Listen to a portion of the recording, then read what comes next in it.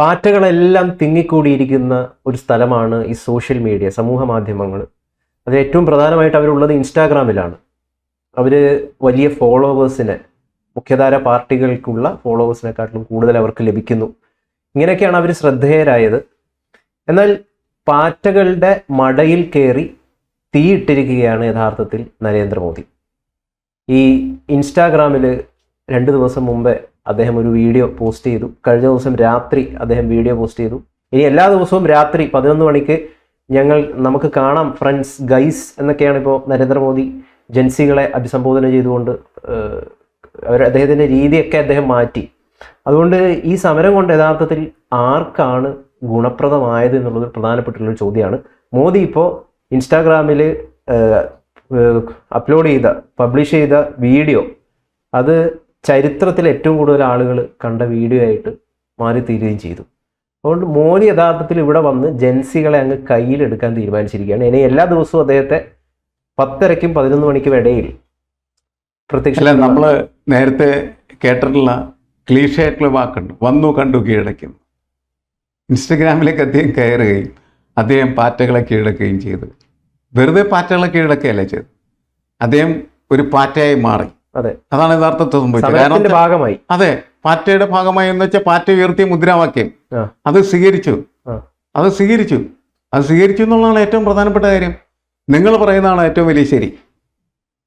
നമ്മുടെ നാട്ടിലെ പരീക്ഷകളെല്ലാം കൃത്യമായിട്ട് നടക്കണം. ഒരു അട്ടിമറി അതിനകത്ത് ഉണ്ടാകാൻ പാടില്ല. അതിനകത്ത് അട്ടിമറി നടത്തുന്നവനെ പിടിച്ച് കൽത്തുറുങ്കിലടക്കണം. ഇതുവരെയും അങ്ങനത്തെ ഒരു സംഭവം ഇന്ത്യയുടെ ചരിത്രത്തിൽ ഉണ്ടായിട്ടില്ല എന്ന് മോദി തന്നെ പറയുകയാണ് ചെയ്യും. 2003 ഇതുമാതിരത്തൊരു സംഭവം ഉണ്ടായിട്ട്, പക്ഷേ അത് കുറ്റപത്രം പോലും സമർപ്പിക്കപ്പെട്ടില്ല. ഇങ്ങനെ പ്രതികളൊക്കെ പിടിക്കും പോലീസ്, അത് കഴിഞ്ഞാൽ അവർക്കെതിരെ ശിക്ഷയൊന്നുമില്ല. ഇവിടെ ഫാസ്റ്റ് ട്രാക്ക് കോടതി കൊണ്ടുവച്ചു ശരിപ്പെടുത്തുമെന്ന് പറഞ്ഞു. ഇങ്ങനെയുള്ള കാര്യങ്ങളിൽ പെട്ടിരിക്കുന്ന ആൾക്ക് 10 വർഷം കഠിനാണ്. അതുപോലെ വലിയ തരത്തിലുള്ള പെനാൽറ്റി അതൊക്കെ അങ്ങ് പ്രഖ്യാപിക്കുകയാണ് ചെയ്യുന്നത്. അങ്ങനെ എല്ലാം പ്രഖ്യാപിച്ച് അവർക്കൊപ്പം കൂടി ഇനി നമുക്കൊപ്പം മുന്നോട്ട് നീങ്ങാം എന്ന് പറയാൻ. അപ്പോഴാണ് പാർട്ടികൾ പറയുന്നത് ആരെ രാജിവെപ്പിക്കണം, പ്രധാന രാജിവെപ്പിക്കണം. ഇതിനൊക്കെ ഇരുന്ന വിദ്യാഭ്യാസ മന്ത്രിയെ കൊണ്ട് നമുക്ക് പോകാൻ പറ്റി. മോദി അത് സമ്മതിച്ചു, നമുക്ക് നാളെ കാണാം എന്ന് പറഞ്ഞ് പിരിഞ്ഞ് ഇന്ന് പ്രധാന രാജിവെച്ചു. പാർട്ടികൾ വിജയിച്ചു, ഒപ്പം മോദിയും വിജയിച്ചു. അതാണ് പ്രത്യേകം. അത് രാഷ്ട്രീയം എങ്ങനെയാണ് ബുദ്ധിപരമായിട്ട് ഉപയോഗിക്കേണ്ടത് എന്ന് കൃത്യമായിട്ട് മനസ്സിലാക്കി അദ്ദേഹം പ്രവർത്തിക്കാൻ തുടങ്ങിയതിന്റെ ലക്ഷണമാണ്. ഒരു പ്രത്യേക സ്ഥലത്ത് എങ്ങനെ പ്ലേ ചെയ്യണം, ഗെയിം എങ്ങനെ പ്ലേ ചെയ്യണമെന്ന് കൃത്യമായിട്ട് മോദി മനസ്സിലാക്കിയിരിക്കുന്നു. അതുകൊണ്ടാണ് പലരും ഇതിനെ കളിയാക്കുന്നുണ്ട്. പക്ഷെ അത് കൃത്യമായിട്ടുള്ള സ്ട്രാറ്റജിയാണ് അദ്ദേഹം മുമ്പോട്ട് വെച്ചിരിക്കുന്നത്. മന്ത്രിമാരോടൊക്കെ എല്ലാവരും ഇൻസ്റ്റാഗ്രാം അക്കൗണ്ട് തുടങ്ങുക, ഫോളോവേഴ്സിനെ വർദ്ധിപ്പിക്കുക, ഒരു പ്രധാനപ്പെട്ടുള്ള കാര്യമാണെന്ന് ഇത്ര വയസ്സായിട്ടുള്ള മോദി പറയുന്നത്. കാരണം ഈ ജൻസി മുഴുവൻ അടിഞ്ഞുകൂടി തിങ്ങിപ്പാർത്തിയിരിക്കുന്ന ഒരു സ്ഥലമാണ് ഇൻസ്റ്റാഗ്രാം. അതിനെ കീഴടക്കേണ്ടത് വളരെ അത്യാവശ്യമാണ്. യഥാർത്ഥത്തിൽ മോദി ഇൻസ്റ്റാഗ്രാമിൽ തീയിട്ട് കീഴടക്കിയിരിക്കുകയാണ്. കഴിഞ്ഞ ദിവസം അദ്ദേഹത്തിന്റെ വീഡിയോ ആണ് ലോക ചരിത്രത്തിൽ ഏറ്റവും കൂടുതൽ കണ്ടിരിക്കുന്ന റീല്. അത് എല്ലാ രാഷ്ട്രീയ പാർട്ടികളും മനസ്സിലാക്കേണ്ട ഒരു കാര്യം. കഴിഞ്ഞ ദിവസം ഇതിന് സമാനമായിട്ടുള്ള ഒരു അഡ്വാൻറ്റേജ് എന്ന് പറഞ്ഞതിനിടയിൽ രാഹുൽ ഗാന്ധി കിട്ടിയിരുന്നു. അതെപ്പോഴാണെന്ന് വെച്ച് കഴിഞ്ഞിട്ടുണ്ടെങ്കിൽ പ്രധാനമന്ത്രിയുടെ വീടിനടുത്ത് അവർ സത്യാഗ്രഹം നടത്തിയ സമയത്തായിരുന്നു. അത് ശരിക്കും പറഞ്ഞാൽ ഷോർട്ട് ഇൻ ആംസ് ആണ് ശരിക്കും പറഞ്ഞത്. നമ്മുടെ കൈവെള്ളയിലിരിക്കുന്ന വെടിയുണ്ട പോലെയുള്ള ഒരു രാഷ്ട്രീയ പ്രയോഗമായി. അതിനെ മറികടക്കുന്ന ഒരു രാഷ്ട്രീയ പ്രയോഗമാണ് ഇപ്പോൾ നരേന്ദ്രമോദി നടത്തിയിരിക്കുന്നതെന്നാണ് നമ്മൾ മനസ്സിലാക്കേണ്ടത്. കാരണം എന്ന് വെച്ചാൽ ഈ സമരം എന്ന് പറയുന്നത് BJPക്കെതിരായിട്ടുള്ള സമരമാണ് എന്ന് BJPക്കാരാണ് പറഞ്ഞുകൊണ്ടാണ് തരുന്നത്. പക്ഷേ ഒരു പാർട്ടിയും അത് പറഞ്ഞിട്ടുണ്ടായിരുന്നില്ല. അവർ പറഞ്ഞെന്താന്ന് വെച്ച് കഴിഞ്ഞാൽ ഇത് അഴിമതിക്കെതിരെ സമരമാണ്, ഞങ്ങളുടെ പരീക്ഷകൾ നീതിയുക്തമായിട്ട് നടത്തുന്നതിന് വേണ്ടിയുള്ള സമരമാണ്, ഏറ്റവും ജെന്യൂനായിട്ടുള്ള സമരമാണെന്നാണ് അവർ പറഞ്ഞത്. പക്ഷേ BJPക്കാർ പറഞ്ഞത് നിങ്ങൾ BJPക്കെതിരെ സമരം ചെയ്യാണ്, നരേന്ദ്രമോദിക്കെതിരെ സമരം ചെയ്യാണ്, നിങ്ങൾ രാജ്യശത്രുക്കളാണ് എന്നവർ പ്രഖ്യാപിച്ച് നടക്കാനായി.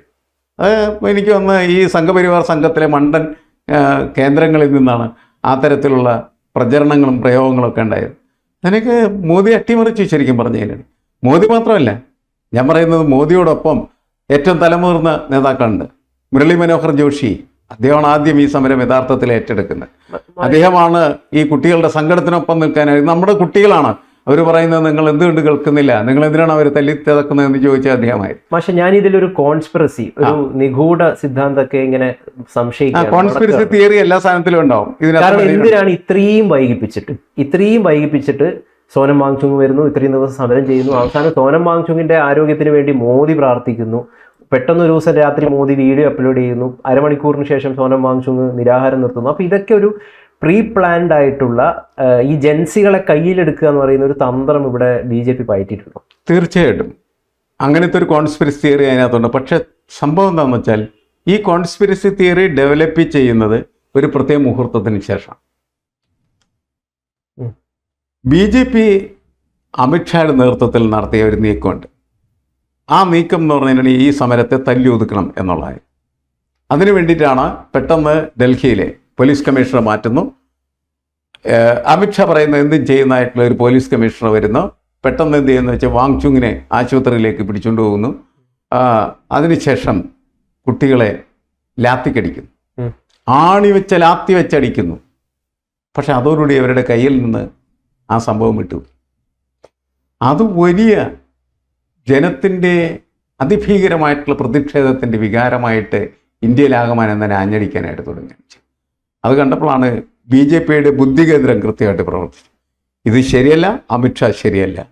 അങ്ങനെയാണ് പെട്ടെന്ന് ഈ അമിത്ഷായ്ക്ക് തെറ്റുപറ്റിയെടുത്ത് എങ്ങനെ അത് പരിഹരിക്കാം എന്ന് ആലോചിക്കുന്നിടത്താണ് ആ കോൺസ്പിറസി തിയറി വർക്ക് ചെയ്യുന്നത്. അങ്ങനെയാണ് രാത്രിയിൽ നരേന്ദ്രമോദി 2 മന്ത്രിമാരെ പറഞ്ഞേക്കാണ് വാങ്ചുങ്ങിൻ്റെ അടുത്ത്, അല്ലേ? അവർ ചെല്ലുന്നു, സംസാരിക്കുന്നു, അദ്ദേഹത്തെ സമരത്തിൽ നിന്ന് അവർ മാറ്റുന്നു. അപ്പോൾ എല്ലാവരും കരുതുന്നതെന്ന് വെച്ചാൽ വാങ്ചുങ് എന്ത് ചെയ്തിരിക്കുന്നു, മാർക്കറ്റ് ചെയ്യപ്പെട്ടിരിക്കുന്നു, പർച്ചേസ് ചെയ്യപ്പെട്ടിരിക്കുന്നു. അതല്ല പ്രശ്നം. വാങ്ചുങ്ങിനോട് ഈ വിഷയങ്ങളെല്ലാം സംസാരിച്ച് ഈ പ്രശ്നങ്ങൾ പരിഹരിക്കാം എന്നുള്ള രീതിയിൽ സംഭാഷണം നടത്തിയിട്ടാണ് അദ്ദേഹത്തെ മാറ്റുന്നത്. അതിനുശേഷം അടുത്ത സ്റ്റെപ്പ് എന്ന് പറഞ്ഞതിനിടയിൽ ഇത് വിദ്യാർത്ഥികളുടെ ഒരാളോട് പോയിട്ട് സംസാരിക്കാനൊന്നും പറ്റില്ല.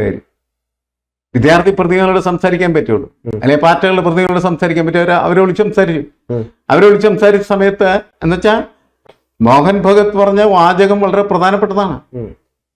എന്താണ്?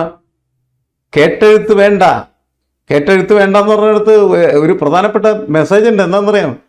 ഈ നരേന്ദ്രമോദി എല്ലാ ദിവസവും വന്നിരുന്ന് ആളുകളോട് സംസാരിക്കും. ഇപ്പോൾ അദ്ദേഹത്തിന് മാൻ കി ബാത്ത് എന്ന് പറഞ്ഞാൽ അതാണ് ഈ കേട്ടെഴുത്തുകൊണ്ടുള്ള സാധനം, അല്ലേ? ഗൗതം ക്ലാസ്സുകളൊക്കെ പഠിച്ച സമയത്ത് കേട്ടെഴുത്തിട്ടില്ലേ സാർ? ഇംഗ്ലീഷ് സ്പെല്ലിങ് ശരിയാണെന്ന് നോക്കാൻ വേണ്ടിയിട്ടാണ് കേട്ടെഴുത്തുന്നത്. ബയോഗ്യാസ് നമ്മൾ എഴുതും, ചിലപ്പോൾ തെറ്റിപ്പോവും, നല്ല ചൂരലിനിടയ്ക്കിട്ട്. പഴയ കാലത്തെ സ്ഥിതിയാണ്. ഇന്ന് കേട്ടെഴുത്തുകളില്ല. അതായത് ഈ നരേന്ദ്രമോദി ഇന്ത്യക്കാരോട് ഇങ്ങനെ പറഞ്ഞുകൊണ്ടിരിക്കുകയാണ് മാൻ കി ബാത്തിലൂടെ. അത് കണ്ടിട്ടാണ് മോഹൻ ഭഗത് പറഞ്ഞത് അത് ശരിയല്ല, ഇനി കേട്ടെഴുത്ത് വേണ്ട, അവരെ കേൾക്കാനാണ് പറയുന്നത്.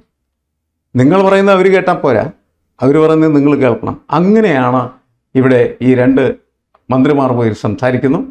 പിന്നീട് ചർച്ചയിൽ നിന്ന് കാര്യങ്ങൾ കൂടുതൽ മനസ്സിലാക്കി അവർ പറയുന്ന ജെന്യൂനായിട്ടുള്ള പ്രശ്നങ്ങൾ ഉൾക്കൊള്ളാൻ തയ്യാർ. അങ്ങനത്തെ ഒരു പെട്ടെന്ന് ട്വിസ്റ്റ് എടുക്കാനായിട്ട് നരേന്ദ്രമോദി തയ്യാറായി, BJP തയ്യാറായി. അതുകൊണ്ടാണ് ഈ വിജയം എന്ന് പറയുന്നത് അവർക്കുകൂടി അർഹപ്പെട്ടതായിട്ട് അവർ മാറ്റിയെടുക്കുന്നത്. ജൻസികളുടെ വിജയമാണ്, ചരിത്ര വിജയമാണ്. പക്ഷെ ആ ചരിത്ര വിജയത്തിൽ ഇവർ പുറത്തല്ല എന്ന് വരുന്നു. എന്തുകൊണ്ട്? അവർ അതിൻ്റെ മുന്നിൽ നിന്ന് അയച്ച് അതിനെ തൂക്കി. അതാണ് സംഭവിച്ചിരിക്കുന്നത്. ഇപ്പം നരേന്ദ്രമോദിക്കെതിരായിട്ട് ഈ ജൻസികൾ ആരും നിൽക്കുമോ? ഇല്ല. കാരണം അവർ പറഞ്ഞല്ലാണ്ട് പിന്നെ അംഗീകരിച്ചു. നിങ്ങൾക്ക് എന്താ വേണ്ടത്, അതിലും കൂടുതൽ ഞാൻ ചെയ്തു തരാമെന്നല്ലേ. കാരണം ചരിത്രത്തിൽ ഒരു ഗവൺമെന്റും എടുക്കാത്ത, ചരിത്രത്തിൽ ഇപ്പോൾ കോൺഗ്രസിന്റെ കാലത്ത് പേപ്പർ ലീക്ക് ആയിട്ടുണ്ട്, അന്ന് ആരും രാജിവെച്ചിട്ടില്ല, അന്ന് ഫാസ്റ്റ് ട്രാക്ക് കോടതി മുമ്പോട്ട് വെച്ചിട്ടില്ല, ഒന്നും കാര്യം ചെയ്തില്ല. പക്ഷെ BJP അതെല്ലാം ചെയ്തിരിക്കുന്നു. ജൻസികൾക്ക് വേണ്ടിയിട്ട് ഏറ്റവും കൂടുതൽ ശ്രദ്ധ ചെലുത്തിയ ഒരു ഗവൺമെന്റ് ആയിട്ട് BJP മാറുകയാണെന്ന് മോദിക്ക് പറയാം. അതെ, അത് പറയുകയും ചെയ്യും. ഇതൊരു മധ്യവർഗീയ സമൂഹത്തിന്റെ പ്രശ്നമാണ്. കാരണം എന്ന് വെച്ചാൽ നീറ്റ് പരീക്ഷ എന്ന് പറയുന്നത് MBBS പഠിക്കാൻ ആഗ്രഹിക്കുന്നതായിട്ടുള്ള വിദ്യാർത്ഥികളുടെ ആസ്പിരൻസിൻ്റെ പരീക്ഷയാണ്. അവർ മധ്യവർഗികളാണ്.